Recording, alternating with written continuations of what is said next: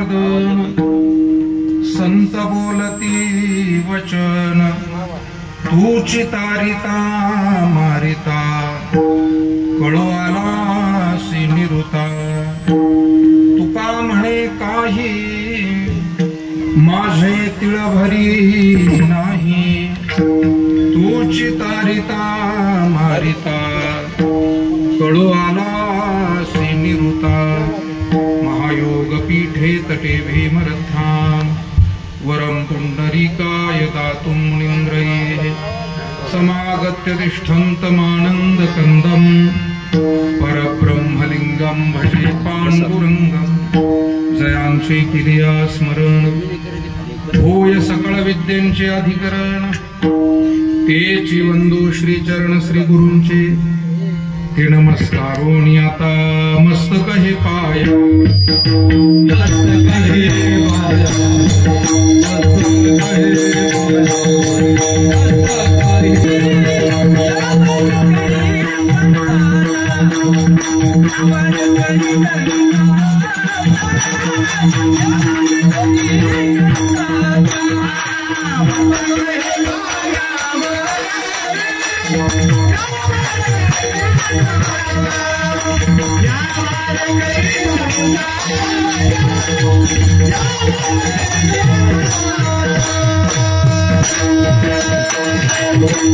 आता न म्हणे मी माझे नेघे भार काही ओझे तू चितारिता मारिता कळो आला असे निरुता।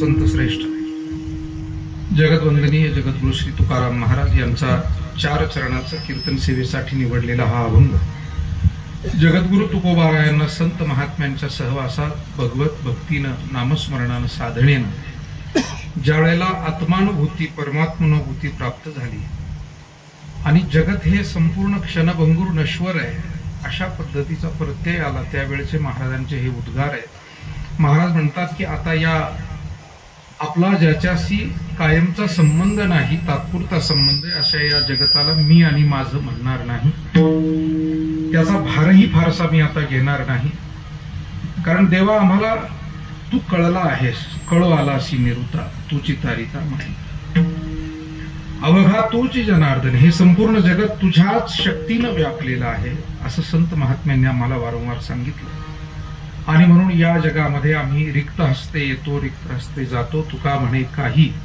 माझे तिळभरी नाही विठाला। संकल्पित वेळेमध्ये आपल्याला या अभंगाच्या माध्यमातून काही सेवा भगवंताच्या चरणी सद्गुरूंच्या चरणी समर्पित करायची। तत्पूर्वी कार्यक्रमाच्या निमित्तानं 2 शब्द परिहार देणं आवश्यक आहे। नारायणवाडी तालुका नेवासा जिल्हा अहिल्यादेवीनगर वाघ पाटील परिवार आणि या परिवाराचे पूजनीय वडील कैलासवासी श्रीमान प्रल्हादराव श्रीपती पाटील वाघ यांचं प्रथम पुण्यस्मरण वर्षश्राद्ध आपणा सर्वांच्याच उपस्थितीमध्ये आज या ठिकाणी साजरे केले जात आहे। या कार्यक्रमाचे आयोजक कैलासवासी प्रल्हाद पाटलांचे चिरंजीव आपले सर्वांचे स्नेही सन्मान्य श्री परशुराम प्रल्हाद पाटील वाघ साहेब त्याचबरोबर त्यांच्या मुलगी मीराबाई भाऊराव लवांडे नातू गौरव भाऊ परशुराम वाघ या कुटुंबातील मुलं मुली सुना नातवंड आणि सगळा आप्तेष्ट परिवार कार्यक्रमाच्या निमित्तानं आवर्जून उपस्थित असलेले वाघ पाटील परिवाराचे सर्व नातेवाईक नारायणवाडी आणि पंचक्रोशीतील सर्व ग्रामस्थ माता भगिनी आणि विशेष करून मोठ्या संख्येने उपस्थित आपली सर्व आदरणीय भजनी मंडळी समस्त भजनी मंडळ नारायणवाडी समस्त भजनी मंडळ धनगरवाडी तामसवाडी नेवासा पुस्तळ चांदगाव त्याचबरोबर पेंडा असेल वळण मानुरी असेल आपल्या विविध गावातून आलेले अन्य सर्व भजनी मंडळी आहेत सर्वांच्याच पाहुणे भजनी मंडळी आहेत सर्वांच्या उपस्थितीमध्ये आज हा कार्यक्रम होतोय। ज्यांनी आपल्या सुंदर गायन वादनानं या कार्यक्रमाला प्रारंभ करून दिला ती महाराष्ट्रातील अत्यंत नामवंत गुणवंत अशी गुणीजन महाराज मंडळी त्यामध्ये गायनाचार्य नंदू महाराज भगत गायनाचार्य बाबासाहेब महाराज सातपुते, गायनाचार्य देवीदास महाराज सवई, मृदंग विशारद गिरिजनाथजी महाराज जाधव, मृदंगाचार्य आणि आपल्या आश्रमातीलच विद्यार्थी प्रसाद महाराज तरवडे, हार्मोनियमची साथ करणारे हरिभक्तीपरायण मोरे विस्तरी, या निमित्तानं आवर्जून उपस्थित राहिलेले या परिवाराचे नातेवाईक आणि आमचेही परमस्नेही आदरणीय डोकणे गुरुजी, त्याचबरोबर सन्माननीय कर्णासाहेबजी आवटी, सन्माननीय उस्तळ येथील वाघ पाटील, सुकाळकर पाटील, गले पाटील, उस्तळची सर्व मंडळी, ज्यांनी मला या कार्यक्रमाविषयी खऱ्या अर्थानं आग्रहपूर्वक निमंत्रण दिलं, ते या परिवाराचे पाहुणे आणि आमचे परमस्नेही सन्माननीय प्रकाशरावजी आढाव पाटील वळण आणि या परिवाराचे भाचे, आमचे अत्यंत जुन्या काळापासून ज्यांचे अत्यंत जिव्हाळ्याचे संबंध असे आमचे अशोक भाऊ, आमचे या गावातीलच भूमिपुत्र आणि आमचे सहकारी कृष्णा महाराज मोरे, त्याचबरोबर भजनी मंडळातील आमचे सगळे जुने जाणती सहकारी मंडळी, समोर बसलेले पवन मिस्त्री असतील, संजू भाऊ असतील, गावातले सगळे प्रमुख मंडळी या ठिकाणी आहेतच, ज्यांची सुंदर मंडप व्यवस्था आहे त्यांनाही धन्यवाद, ज्यांची सुंदर साऊंड व्यवस्था आहे त्यांनाही धन्यवाद. आपण सर्वजण मिळून आज कैलासवासी प्रल्हादराव श्रीपती वाघ यांना ही आदरांजली श्रद्धांजली वाहते. खर तर या जुन्या पिढीचे आपल्यावरती एक मोठे उपकार असतात आणि म्हणून कैलासवासी प्रल्हाद पाटील आणि श्री गंगाबाई रवी शांताबाई प्रल्हाद वाघ या दोघांनी देखील या परिवारासाठी, परशुराम भाऊ आणि त्यांच्या सगळ्या परिवारासाठी चांगले कष्ट घेतले, त्यांना शिकवलं, नोकरीपर्यंत पोहोचवलं आणि त्यांनी सुद्धा तितक्याच जाणीवेनं परशुराम साहेबांनी तितक्या श्रद्धेनं आपल्या माता पितरांची सेवा केलेली आहे. आई साहेबाचे आशीर्वाद अजूनही त्यांच्या पाठीशी आहेत. वडील जरी स्वर्गस्थ झालेले असले तरी सुद्धा त्यांचे आशीर्वाद त्यांच्या पाठीशी आहे. त्याचं कारण जो बाळवडिलांची सेवा करतो, त्यांचे आशीर्वाद घेतो, त्याला ईश्वराचे आशीर्वाद मिळतात, त्याला संतांचे आशीर्वाद मिळतात. ज्याला प्राथमिक शिक्षण घेता येतं त्याला पुढचं शिक्षण घेता येतं ना गुरुजी, पण प्राथमिक शिक्षणच जर नाही घेतलं तर पुढची शाळा तो कशी शिकणार. आणि म्हणून आमची देवधर्माची सुरुवात ही आमच्या घरातून व्हायला पाहिजे. आमच्या घरातलं देवघर सुद्धा आम्ही नीटपणे सांभाळलं पाहिजे आणि घरातले जे देव आहेत, अर्थात मातृदेवो भव, पितृदेवो भव, आजी आजोबा, आई वडील, चुलते काके, ही जी वडीलधारी मंडळी घरामध्ये असतात, त्यांची सुद्धा सेवा मनोभावे श्रद्धापूर्वक आपल्याला जशी जमेल परिस्थितीनुसार तशी, पण ती सेवा आपण केली पाहिजे. आणि म्हणून मला वाटतं त्या ठिकाणी साहेबांनी, परशुरामजी वाघ साहेबांनी अतिशय चांगली सेवा वडिलांची केलेली आहे. त्यांचे आशीर्वाद घेतलेलेच, इथून पुढील काळात सुद्धा ते आशीर्वाद राहतील.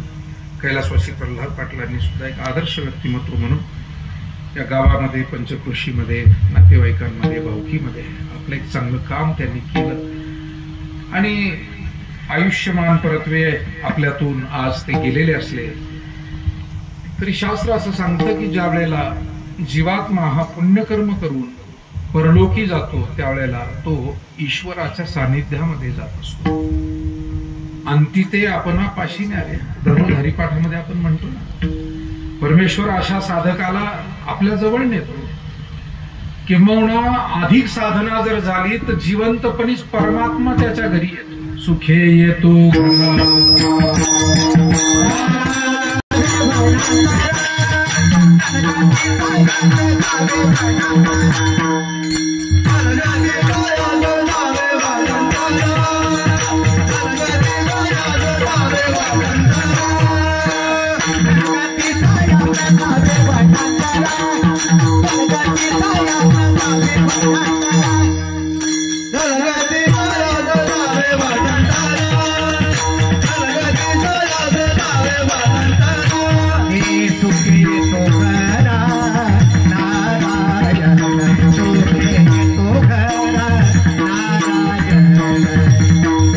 Okay.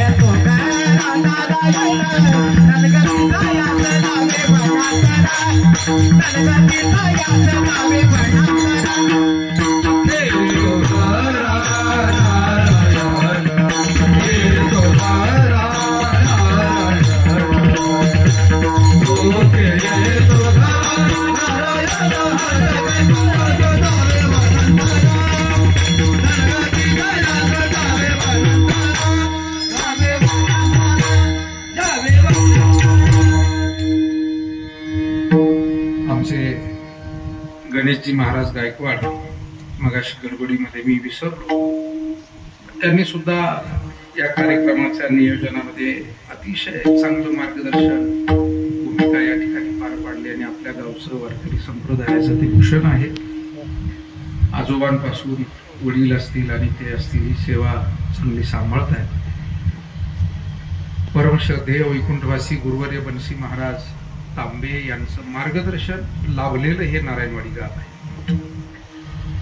आणि मला वाटतं संप्रदायामध्ये अशी भाग्यवान गावं आहे की ज्यांना अशा थोर महात्म्यांचा सहवास आणि सेवा घडलेली असते. आपल्या भागामध्ये हे भाग्य गुरुवर्य बाबांच्या रूपानं अनेक गावांना प्राप्त करता आलं.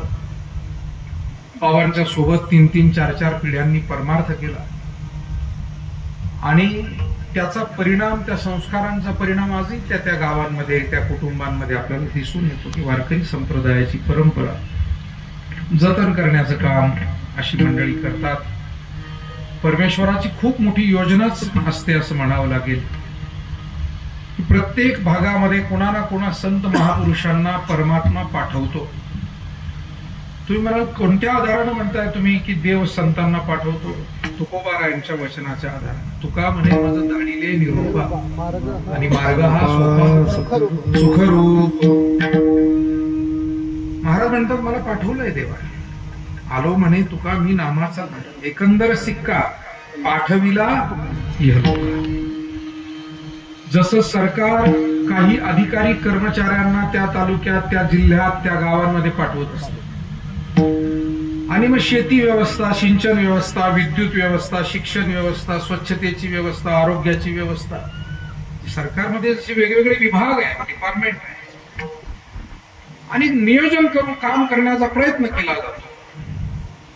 तसं ईश्वरानं सुद्धा त्याची एक व्यवस्था निर्माण करून ठेवली.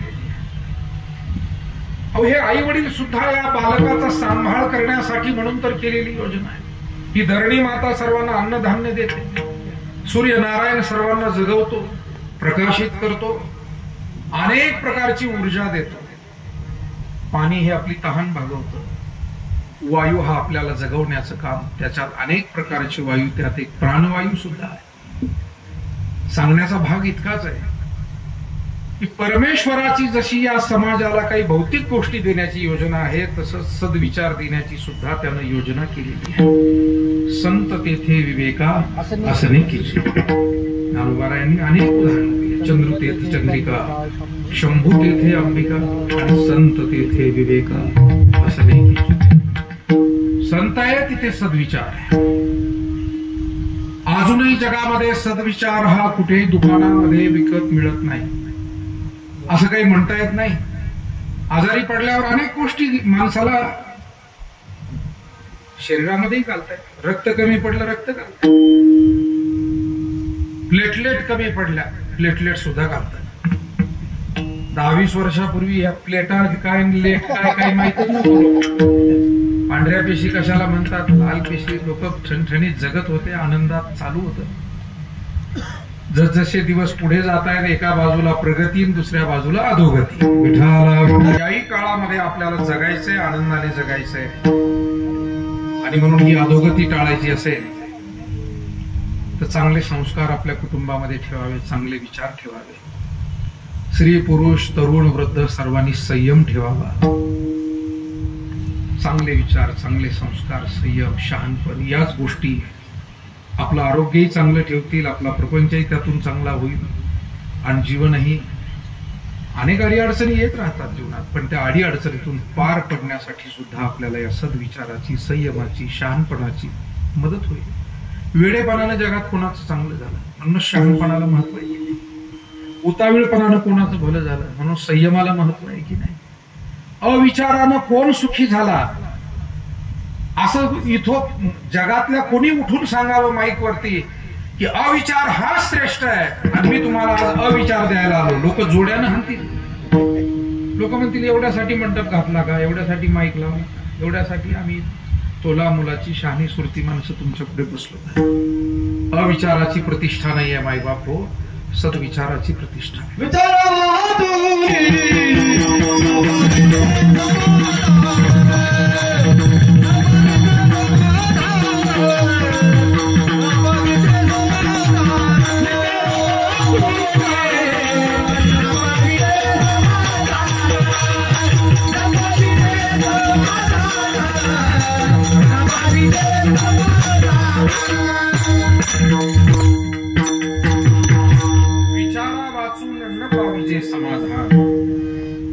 घराशिवाय समाधानापर्यंत जाता येत नाही, क्षेत्र कोणतंही असो. माझा प्रश्न पुन्हा तोच आहे. अनेक गोष्टी घेता येतात, घरात वस्तू कमी पडल्या भांडे कोंडे आणता येतात, शेतात काही जमिनीत घटक कमी पडले, कृषी तज्ञ आपल्याला सांगतात तुमच्या शेतामध्ये अमुक कमी आहे, आणि तशा पद्धतीची खतं बियाणं वापरून आपल्याला शेती करतात. शरीराचं उदाहरण सांगितलं, रक्त आणि काही घटक कमी पडले, प्रोटीन्स कमी पडले, काही मोड आलेले कडधान्य खा, अमुक खा, प्रोटीन्स काही विटॅमिन्स कमी पडले, तशा पद्धतीचे पदार्थ खा, त्याच्या गोळ्याही मिळतात. मला आता प्रश्न विचारायचा, सद्विचार कमी पडला, कोणत्या दुकानातून आणायचा, कोणत्या दवाखान्यातून आणायचा, कोणत्या बाजारातून आणायचा, कोणत्या पेठेतून, कोणत्या मॉलमधून. आणि म्हणून माईबाप हो, काही लोकांकडे सगळं आहे, फक्त सद्विचारा अभावी कुटुंब उद्ध्वस्त झाले. त्यापेक्षा आपल्यासारख्या जाणत्या माणसांना जास्त माहिती आहे. सगळं आहे, जमीन आहे, पाणी आहे, शेती आहे, व्यवसाय आहे, शिक्षण आहे, पैसा आहे, मुलं बाळ नातवंड सगळं घर भरलेलं आहे, फक्त डोक्यानं रिकामे आहे. घर काय उपयोग आहे? आणि हे कोण तुम्हाला सांग जगामध्ये आता हे सांगितले? तुकाराम महाराजच सांगतील, ज्ञानेश्वर महाराज सांगतील. ही कळकळ संतांना आहे की समाज हा पशुवत जगू नये, तो माणसासारखा जगला पाहिजे. माणसासारखा जगता जगता तो महापुरुष झाला पाहिजे आणि एक दिवस तो देवतुल्य झाला पाहिजे. संत महात्मे सामान्य मानव म्हणून दिसत होते, पण त्यांनी त्यांचं जीवन देवा समान उंचीवर नेलं. अनुरणिया थोकडा, अनुरणिया थोकडा,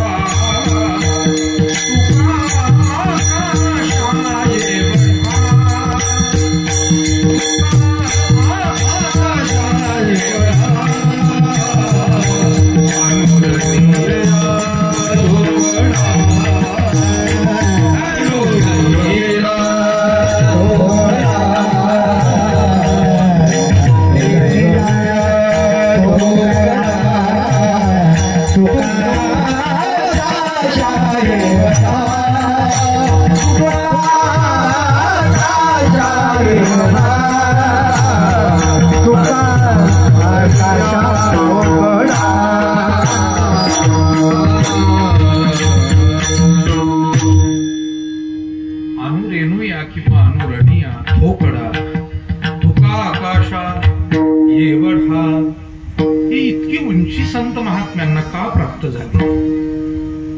ज्ञानोबाराय विश्वाची माऊली.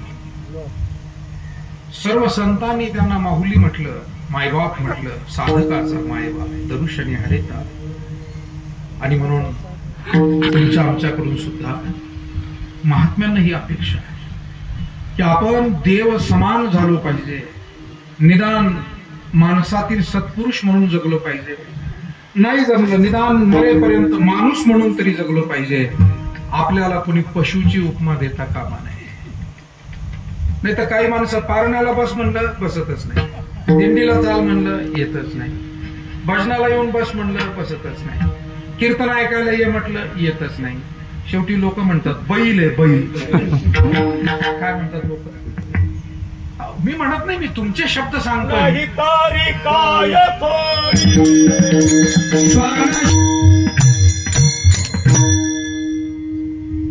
आमच्या सोनवणे मिस्त्री गोरे गोरे मिस्त्रीने फार छान प्रमाण दिले.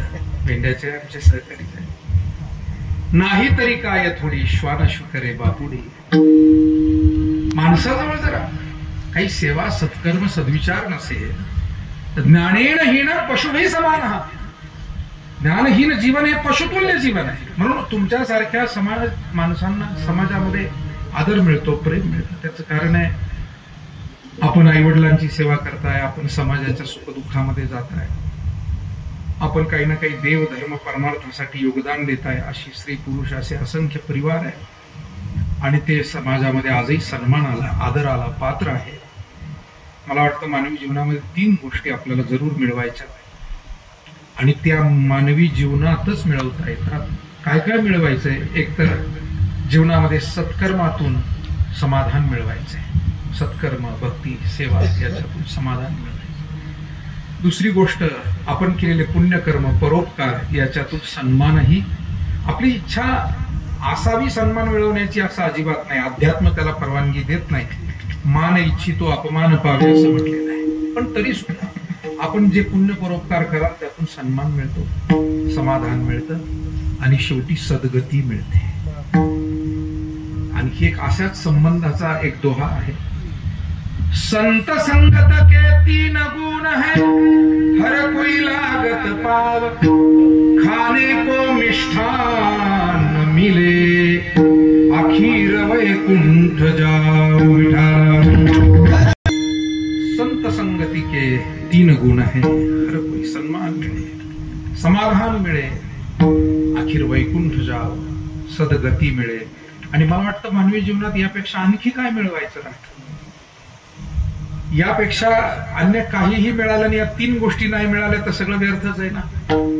पैसे कितीही मिळाले आणि समाजामध्ये कुणी रामरामच घातला नाही, याचा अर्थ सन्मान मिळाला नाही. कुणी आवर्जून बोलावलंच नाही, कुणी दुःख झाल्यावरही आपल्या दारात कुणी आपलं सांत्वन करायलाच आलं नाही. आणि म्हणून या वाघ पाटील परिवारासारखे आपल्यासारखे लोक पैशाला सर्वस्व मानत नाही. पैसा एक साधन आहे, प्रपंच हे एक साधन आहे, पण त्या माध्यमातून काही पुण्य सत्कर्म जीवनात घडत राहिली पाहिजे. आपलं रोजचं काम करता करता काही ना काही सेवा सत्कर्म. दिवस असा एकही दिवस आयुष्यामध्ये जाऊ नये की ज्या दिवशी फक्त आपण स्वार्थच पाहिला. मला वाटतं प्रत्येक दिवशी काही ना काही परमार्थ आणि सेवा आपल्या हातून घडली पाहिजे, तरच तो दिवस कारणी लागला पाहिजे.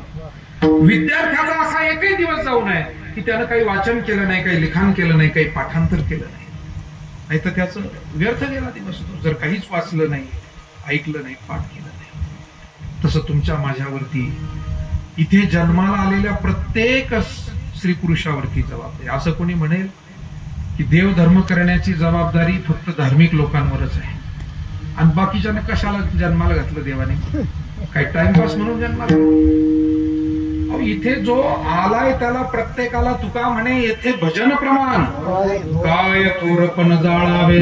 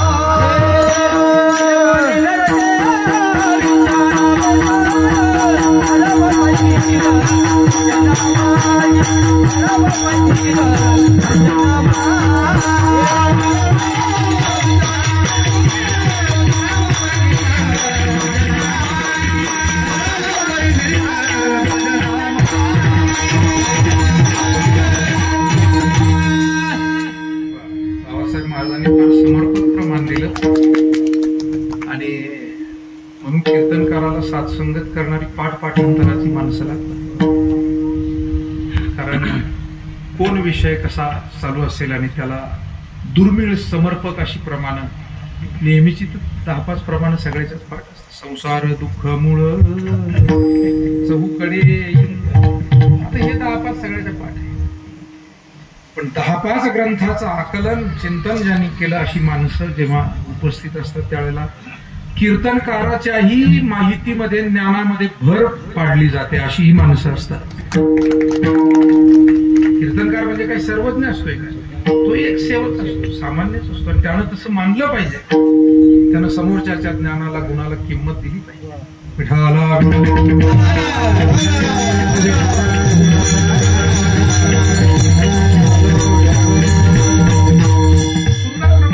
येवो निनरदे हा विचारावे सार, धरावा पै धीर भजन मार्गी, चंचल चित्तासी ठेवो निया ठाई, संताची ये पायी लीन व्हावे. नरदेहाला यायचंय, पण काय करायचं? विचारावे सार. या जगात सार आणि असार काय आहे? सत्य असत्य, योग्य अयोग्य याचा निवाडा आपल्याला करता. जगामध्ये माणसं चुकतात केव्हा? दोन गोष्टी आहेत. सत्य असत्याचा निवाडा करता येत नाही तेव्हा, आणि त्याच्याही पुढे जाऊन सत्य असत्याचा निवाडा जरी करता आला तरी सत्य मार्गाकडे जाण्यासाठी असत्य मार्ग टाळण्यासाठी मनामध्ये निर्धार नसतो तेव्हा. थोडा बारकाईने सांगतो. अनेक लोक असे की त्यांना सत्य आणि मिथ्या कळतच नाही, आणि त्याच्यामुळे ते मिथ्या मार्गाला जातात. बरेच लोक असे विचार आहे की त्यांना एकादशी धरल्यानं काय होतं, न धरल्यानं काय होतं माहित नाही, त्याच्यामुळे ते धरीत नाही. मला वाटतं ते क्षमा करणे योग्य आहे. ज्याला कळत नाही त्याला क्षमा करावी लागते. पण काहींना एकादशीचं महत्व माहितीये, त्यांच्या आजा पंजापासून एकादशी आहे, पण तरी इच्छाच नाही म्हणून एकादशी करत नाही. याचा अर्थ मला असं वाटतं की तो माहिती असूनही सत्य गोष्टीचा स्वीकार करत नाही.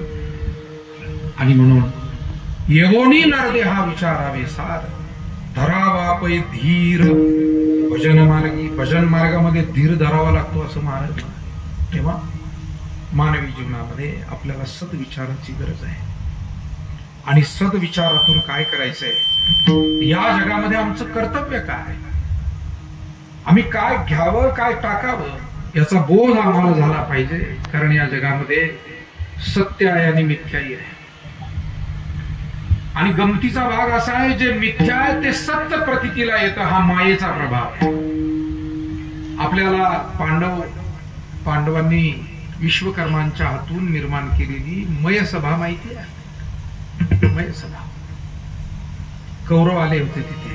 त्या मयसभेमध्ये, त्या महालामध्ये समारंभ ठेवला आणि कौरवही आले.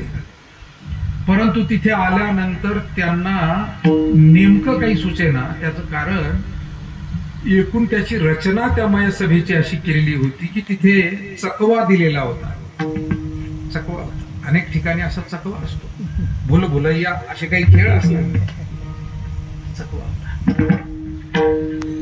मला वाटतं चकवा हा अनेक खेळामध्ये दिला जातो. क्रिकेटमध्ये सुद्धा एकमेकाला चकवा देण्याचंच काम असतं. बॅटवाला काय माणूस पाहून बॉल आणतो का? घे बाबा मी तुला देतो, घे चेंडू घे तुझ्या. नाही, त्याला चकवाच दिला जातो. खेळामध्ये द्यायला हरकत नाही, पण आंदोलनात चकवा नको.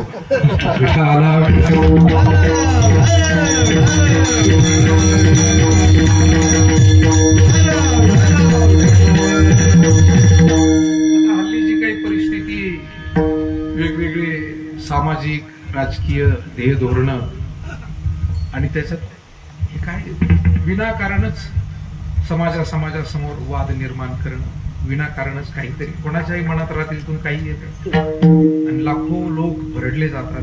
खरंच दुर्दैव आहे, वाईट वाटतं. विठाला संत महात्म्यांनी परमार्थ सांगताना सुद्धा आपल्या सर्वांना विवेकपूर्वक परमार्थ स्वीकारायला सांगितलं. तुकोबारायांचा एक अभंग सांगतो, अमर आहा अमर आहा. पण महाराज म्हणतात आपण अमर आहोत विरुक्तीनं सांगितलं, पण म्हणाले मी सांगतोय म्हणून विश्वास ठेवू नका. खरे की पहा खोटे, हे आहे संतांचं प्रबोधन. हम करे सो कायदा नाहीये, याला तालिबानी कायदा म्हणतात. हम करे सो कायदा. मी मूर्ख का असे ना, पण मी रात्रीतून काहीही म्हणेल आणि लोकांनी ते ऐकतच राहायचं. असं तुकाराम महाराज म्हटले नाही, असं ज्ञानेश्वर महाराज म्हटले नाही. सामान्य माणसाला काय अधिकार? चकवा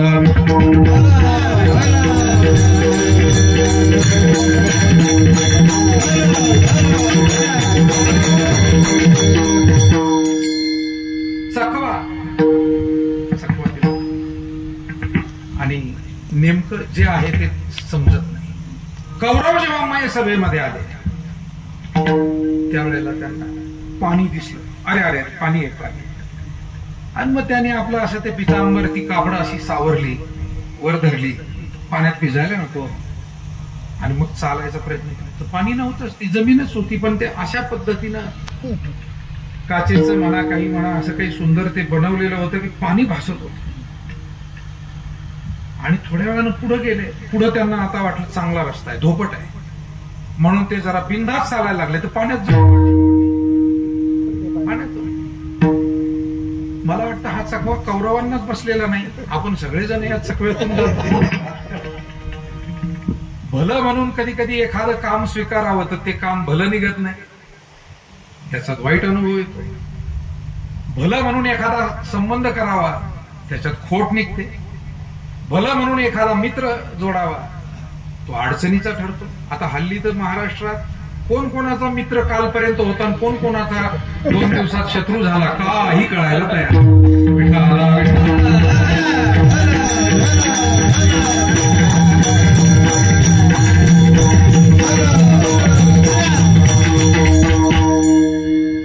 एका 2-2 दिवसात कसे बदल जगामध्ये होतात याचं एक मजेशीर सगळी उदाहरण आहे.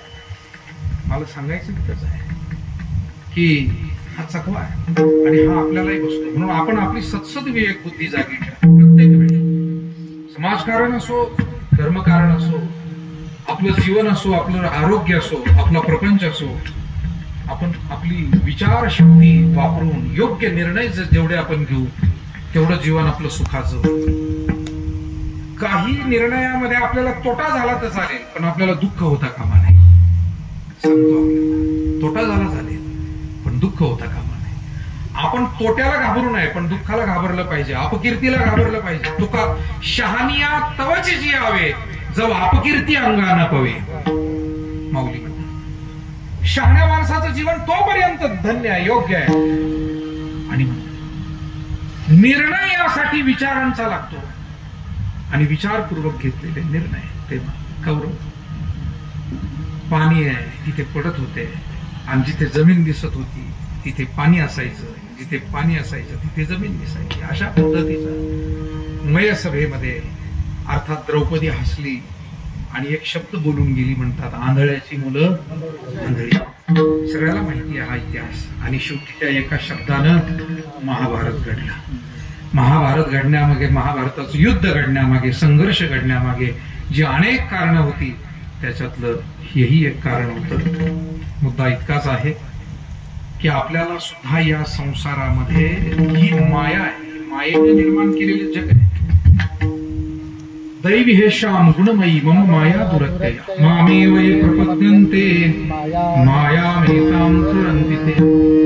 हे महदादी माझी माया ब्रह्मेया हिनयेची आया, म्हणून भुलविलाय केराया संजय म्हणे. हे संजय, माझी माया आहे जी ब्रह्मदेवाला सुद्धा कळत नाही. हो, ब्रह्मदेवाला नाही कळाली. सांगून जातो गोष्ट, काल्याच्या कीर्तनात आपण ऐकलेलीच आहे कधी ना कधी आपल्या वडीलधाऱ्या संतांकडे, की ज्या वेळेला भगवान श्रीकृष्ण बालगोपाळांना काल्याचा प्रसाद वाटत होते, त्यावेळेला ब्रह्मदेवाला वाटलं या काय गोपाळांचं भाग्य, या पोरासोरांचं की देव यांच्यामध्ये आहे आणि यांना प्रसाद वाटतो. मग मी गेलो तर काय होईल. पण आपण जर असेच ब्रह्मदेव रूपात गेलो, ते सगळे पोरसोर आणि आपण एवढे मोठे कस काय शोभून दिसणार. कधी कधी श्रीमंत माणसाला कीर्तनात येऊन बसण्याची लाज वाटते.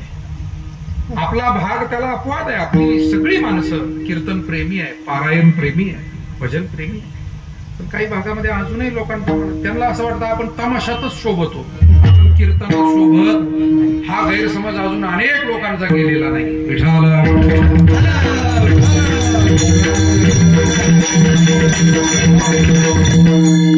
बरं, तमाशात शोभतो असं वाटणाऱ्यांची सगळी शोभा झाली आयुष्याची. आणि मग कीर्तन आपल्यासारखी माणसं भाग्यवान आहे की ज्यांना कीर्तन आवडतं, ज्यांना माऊलींवर श्रद्धा आहे, तुकोबा आहे, पांडुरंग आहे. हे भाग्य आहे आपलं. धन्य आम्ही जन्मालो दास विठोबाचे, आयुष्याच्या साधने सच्चिदानंद पदवी. मुद्दा इतकाच आहे की आपल्याला या जगामध्ये ही माया आहे आणि ही माया ब्रह्मदेवाला कळत नाही. आपण कुठे ब्रह्मदेवाला वाटलं मी कसं काय पोरांमध्ये जाऊ. त्यानं काय केलं, त्यानं रूप पालटलं. लहान लेकराचं रूप घेतलं ब्रह्मदेवानं. ते गोपाळ जसे होते ना तसं जुन्या काळातलं खांद्यावर कांबळ, हातामध्ये काठी, कमरेला धोत्राची ती लंगोटी, असा जुना पेहराव त्या काळात. आणि असंच ब्रह्मदेवही झाले आणि भगवान काला वाटत होते त्या गर्दीमध्ये तेही घुसले. आता गर्दीमध्ये फायदा कसा घ्यायचा याचं हे एक उदाहरण आहे. गर्दीचा फायदा पूर्वीपासून घेतला जातो त्याचं सुद्धा या उदाहरणातून बोध होतो. म्हणून गर्दीमध्ये अनेक लोक येतात, 900 900 तिसरं नको. आपल्याला काही मर्यादा आहे या व्यासपीठावर. सगळे लोक येतात आणि म्हणून चोऱ्या होतात. कधी कधी दिंडीच्या रस्त्यानं चोरी होते. हरिनाम सप्ताहाला एखाद्या उत्सवाला लोक गेले, आमच्या माता भगिनीचे दागिने कोणी चोरतय, कोणी कोणाचा खिसा मारतय. अनेक 10व्या 13व्यात सुद्धा खिसे मारले जातात. मला तुमच्या सारख्याने कधी कधी सांगितलंय. गर्दी जर झाली, एखादा मोठा माणूस चांगला माणूस गेला कधी तिळ घेता घेता खिसे मारतात. काय माणसं, किती सावध राहण्याची गरज आहे या जगामध्ये. आणि गर्दीचा फायदा ब्रह्मदेवानं उठवला. पोरं जमा झाले सगळे, मला द्या, मला प्रसाद द्या, खाला. त्याच्यात हे एक नवीन पोट कसे. पण देव जाणता जाणता पुलिया सत्ता एकाएकी. समाजाला फसवता येतं, ईश्वराला नाही. बरोबर ओळखलं आणि तेवढ्याच पोराला खाला दिला नाही. ते बाकीचे म्हणायला लागले, देवा अहो ह्यो राहिला ह्यो राहिला. देव म्हणले तू खाऊन घे, तुला काय करायचं, तोंड मी पाहून घे. अर्थात दोघांचं वर्म दोघाला माहिती होतं. त्याला का मागं ठेवला हे मला माहिती ना, तुला काय माहिती. आणि मग नाही दिला त्याला खाला. आणि त्यावेळेला पोरं म्हणायला लागली, म्हणाले अरे बाबा तुम्ही गोपाळ आहात, तुम्ही खरोखर पुण्यवान आहात, भक्ती करताय, तुमचा हा काला घेण्याचा अधिकार आहे. हे ब्रह्मदेव आहे. बरं हे ब्रह्मदेव रूपात आले असते ते यांना काला दिला असता, पण यांना यांच्या मोठेपणामुळे लाज वाटली की मी ब्रह्मदेव रूपात कसा जाऊ पोरासोरांमध्ये. आणि त्याच्यामुळे आणखी एक येणे नवलावो केला, काला वाटितावो विधाता ठकविला. भागलेली तत्वसे गोवळ घेऊन गेला, तैसाची आपण येथे होऊन आठेलावो. ऐसा लाभाव्या माया सूत्रधारी, ऐसा लाभाव्या माया सूत्रधारी. निळोबारा म्हणतात या परमात्म्याने एक नवल केलं. अनेक नवल केलेले आहेत, त्यात आणखी एक नवल, आणखी एक येणे नवलावो. काला वाटताना ब्रह्मदेवाला दिला नाही. ब्रह्मदेवाला राग आला, मला काला दिला नाही. आणि मग ती लहान लहान मुलं वासर त्याने चोरून घेऊन गेला. म्हणला सकाळी या श्रीकृष्णाला आता गोकुळातील लोक खाऊ ठेवू करतील, मारतीलच याला. कारण वासर दिसले नाही, गायी हंबरतील, लेकरं दिसली नाही, मायबाप प्रश्न विचारतील. पण भगवान होता तो. तैसाची आपण येथे होनिया ठेला. तशीच्या तशीच गायी वासर जशीच्या तशीच निर्माण केली. ब्रह्मदेव इकडे गायी वासर लपवायला कुठं गेले आणि ज्याच्या त्याच्या घरी वासरू गेलं, ज्याच्या त्याच्या घरी लेकरू गेलं. देव सगळं देव नटला नानापरी बरोबर. आणि म्हणून त्याला अवघड काय होतं हे सगळं बनणं. ब्रह्मदेवही झाला तो. आणि हा खरा ब्रह्मदेव ब्रह्मलोकात जाण्याच्या अगोदर श्रीकृष्णच ब्रह्मदेव होऊन गेले ब्रह्मलोकात आणि सांगितलं बाबा हो मी आता मृत्यू लोकातून आलो. माझ्यासारखा एक डुप्लिकेट ब्रह्मदेव तयार झालाय. सांगतोय कोण? श्रीकृष्ण, जो ब्रह्मदेव झाला. पण त्यानं ठरवलंच होतं फजिती करायची. माझ्यासारखा एक डुप्लिकेट ब्रह्मदेव तयार झालाय, मला आता ही बातमी द्यायला भगवान शंकराकडे, भगवान विष्णूकडे जायचंय. माझ्या गैरहजेरीमध्ये जर तो इथे आला तर त्याला लाठ्या काठ्या घेऊन परतवून लावा, इथे येऊ देऊ नका. मायबाप हो, आपल्याला कधीही निसर्गाशी संघर्ष करून चालत नाही, ईश्वराशी संघर्ष करून चालत नाही. आपण त्याच्या अंकित राहिलं पाहिजे. हे दोन शक्ती अशा आहे, मी आपल्याला सांगून जाईल. आपण जर निसर्गाला बर्बाद करायला निघालो तर तो आपल्याला बर्बाद करतो. आणि आपण ईश्वरालाच आव्हान द्यायला निघालो तर आपण संपतो. विठाला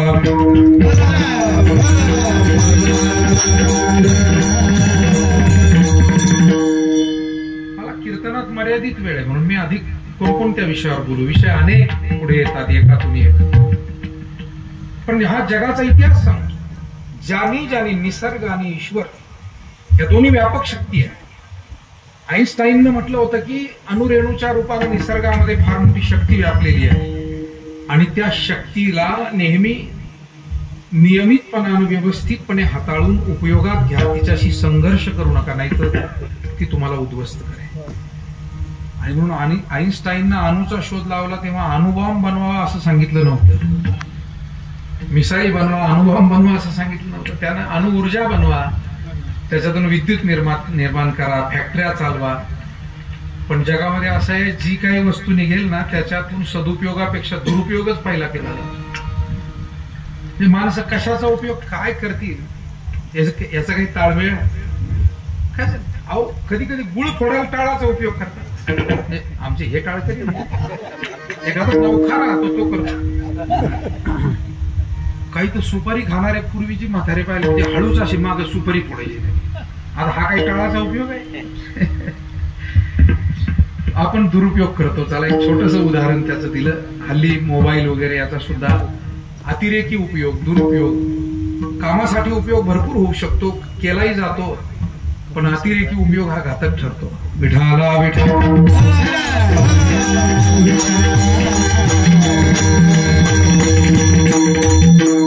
निसर्ग हा फार शक्ती संपन्न आहे, पण त्याचा दुरुपयोग होऊ नये. अणुशक्ती आहे अनेक प्रकारची. ईश्वर सुद्धा फार शक्तिमान आहे. ब्रह्मदेवानं ईश्वरालाच आव्हान दिलं होतं आणि म्हणून भगवान त्याला त्याची थोडीशी खोड मोडावी म्हणून गेले निघून. खरे ब्रह्मदेव आले. ते वासर मुलं लपवली आले. आल्यानंतर पाहिलं तर ते सगळे लोक त्यांचे सेवक चाकर हातात काठ्याला घेऊन अशी बारकाईने पाहत एकमेकात कुजबुजत होते. अरे काय हुबेहूब दिसतोय बघा. आता हुबेहूब कशाचा? तो खरा ब्रह्मदेव होता. पण हे श्रीकृष्ण काय सांगून गेले, खोटा ब्रह्मदेव तयार झाला आणि तो येणार आहे. एक म्हणतो पहा हुबेहूब तशीच उंची आहे, तसाच रंग आहे, तशीच दाढी आहे, तसाच पंच आहे, तसेच वेद हातात आहे, तसाच चतुर्मुख आहे. जवळ आल्यानंतर ब्रह्मदेव म्हणाले, मूर्खांनो काय चाललं? एक जण म्हणतो तसाच आवाज आहे, सेम टू सेम व्हॉइस. आणि मग जे लाठ्या काठ्या घेऊन ब्रह्मदेवाच्या मागे लागले. ब्रह्मदेव पुढे पळतायत आणि त्यांचेच लोक मागे लागतायत. मला असं वाटतं आपल्या चातुर्यानं आपण काही करायला जातो आणि माणसांना काही काळ समाधान वाटतं की मी फार चातुर्य केलं, मी काहीतरी वेगळं केलं. पण जेव्हा नियती आणि ईश्वर काही ठरवतो, आपण केलेल्या कुकृत्याचे आपल्याला काही शिक्षा द्यायची ठरवतो, त्यावेळेला त्या शिक्षेतून कोणी वाचू शकत नाही. विठाला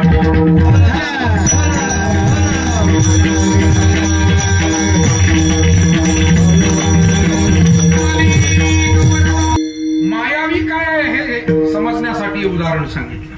दैवी हे श्याम गुणमयी मम माया वदंते. हे महदादी माझी माया ब्रह्मे आई नयेच्या. ब्रह्मदेवाला कळली नाही ही माया, सामान्याला काय कळायचं?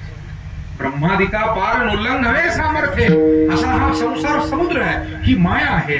आणि त्यामुळे या जगामध्ये या मायेचा आडपडदा असल्यामुळे आम्हाला सुद्धा कधी कधी पुण्यकर्म ही नको वाटतात, पाप कर्म ही आवडू लागतात. सज्जनाची संगत जीवावर येते, दुर्जनाची संगत प्रिय वाटते. ज्याच्यातून जीवनाचं भलं होणार आहे असा रस्ता नको वाटतो आणि जिथे आत्मघात होणार आहे तेच रस्ते आवडू लागतात. आणि या सगळ्या गोष्टीतून जर बाहेर पडायचं असेल तर संतांचे विचार आपल्याला समजून घ्यावे लागतात. मायबाप हो, आपल्याला जीवनात सन्मार्ग दाखवण्याचं काम दोनच गोष्टी करतात. एक आहे संतन, दुसरे आहे शास्त्र. पै अहितापासून काढीती हित देवो निवाढविती नाही श्रुती परोती माऊली जगात. या ग्रंथांचे आपल्यावर उपकार आहे की त्यांनी सतत आपल्याला सद्विचार. आपण केवढे भाग्यवान. सर्व ग्रंथांमध्ये ग्रंथराज ज्ञानेश्वरी आहे. ग्रंथराज सर्व ग्रंथांचा राजा आहे, प्रमुख आहे. आणि मराठीतला पहिला ग्रंथ आहे ज्ञानेश्वरी. आणि त्या ज्ञानेश्वरीचा जन्म आपल्या या पुण्यभूमी श्री क्षेत्र नेवाशामध्ये झाला. ज्ञानेश्वरीचं जन्मस्थान नेवासा आहे, ज्ञानेश्वरीचं माहेर नेवासा आहे.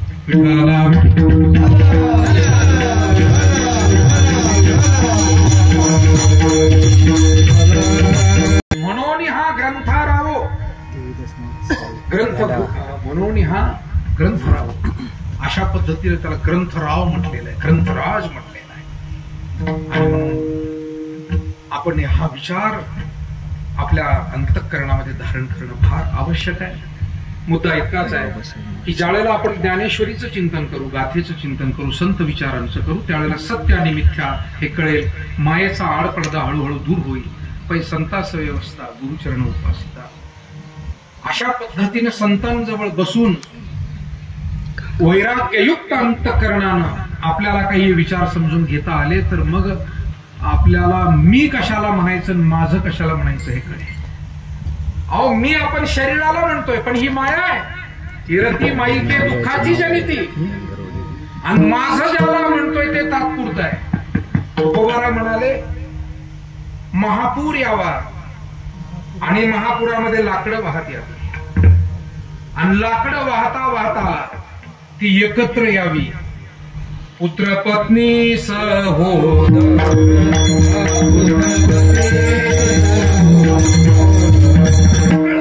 जेवढं नातं गोत आहे, पुत्र पत्नी सहोदर सगळं गोतांचा पसर, हे सगळं नातं गोत 2 दिवसाच आहे. मृत्यूपर्यंत त्या जीवाला पुन्हा एकट्यालाच प्रवास पुढचा करावा लागतो. अंतकाळी मी परदेशी अशी जाणवली मला अनेक प्रमाण या संबंधाने आपल्याला माहिती आहे. सांगण्याचा भाग इतकाच आहे की ती लाकडं जशी महापुरामध्ये या खळ्यातून एक वाहत आलं, त्या गावातून एक वाहत आलं, वाहता वाहता नदीमध्ये ते लाकडाचे ओंडके वाहणारे एकत्र येतात.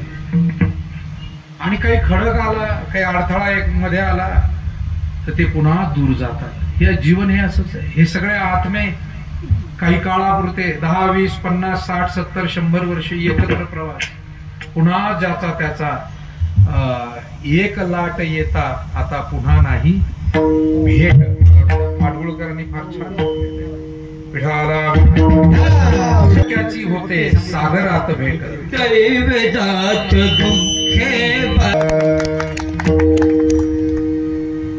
दोन ओंडक्यांची होते सागरात भेट, एक लाट तोडी आता पुन्हा नाही गाठ.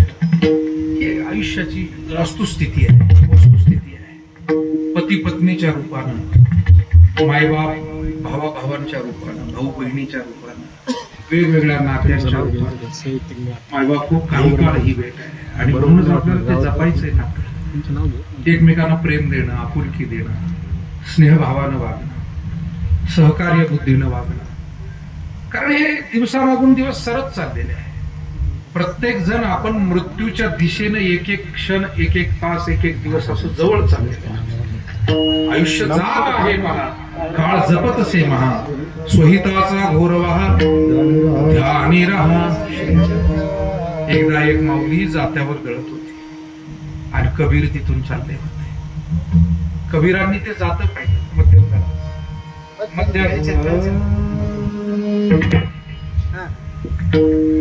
चलती चक्की देख के दिया कबीरा रो, चलती चक्की देख के दिया कबीरा रो. दो पटन के बीच में साबुत बचा लो ये कबीरा, साबुत बचा लो.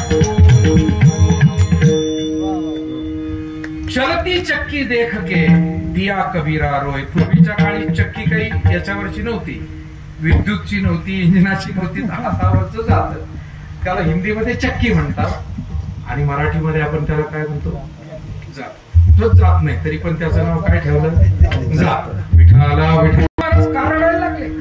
दळण तर रोज प्रत्येक घरी दळलं जातं, पण महात्म्याला चिंतनशीलता असते त्याच्या बुद्धीत. त्यांनी पाहिलं की अरे दाणे टाकले जात आहेत, भरडले जात आहेत, टाकले जात आहेत, भरडले जात आहेत. दो पाटन के बीच में साबुत बचान होय. तसं जन्माला आला तो पुन्हा मृत्यूच्या दिशेनं चाललाय. जन्माला आला तो पुन्हा उपजे ते नाशे, नाशिले ते पुनरपी दिसे. हे घटिका यंत्र जैसे परिभ्रमे गा. मग या जगामध्ये शरीर आणि शरीर संबंध हे फार तात्पुरते आहे. त्याला माझं म्हणावं कसं, शरीराला तरी मी म्हणावं कसं, कारण तेही क्षणभंगूर, आणि शरीर संबंधाला माझं म्हणावं कसं तेही तात्पुरते. आणि म्हणून तुकोबाराय म्हणाले, मी या आत्मबोधावर आल्यामुळे सर्वांशी प्रेमानं जरूर वागेल, जनमित्र होई सकळांचा. पण हे माझं नाही आहे, मी तात्पुरता आलोय. आता या हा बोध प्राप्त झाल्यानंतर मी याला माझं म्हणणार नाही. अभंगाचं पहिलंच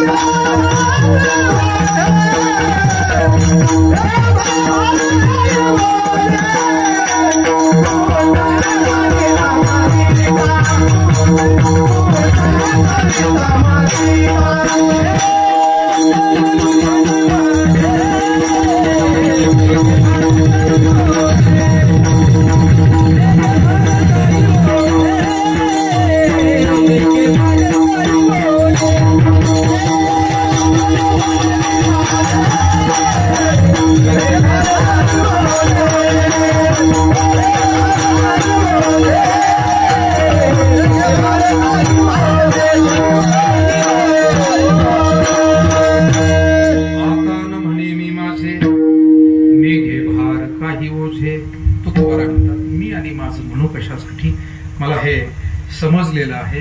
मला वाटतं जीवनामध्ये आयुष्य जसं पुढे जातं माणसाच्या जाणीवेमध्ये भर पडत गेली पाहिजे. वाढत्या वयाप्रमाणे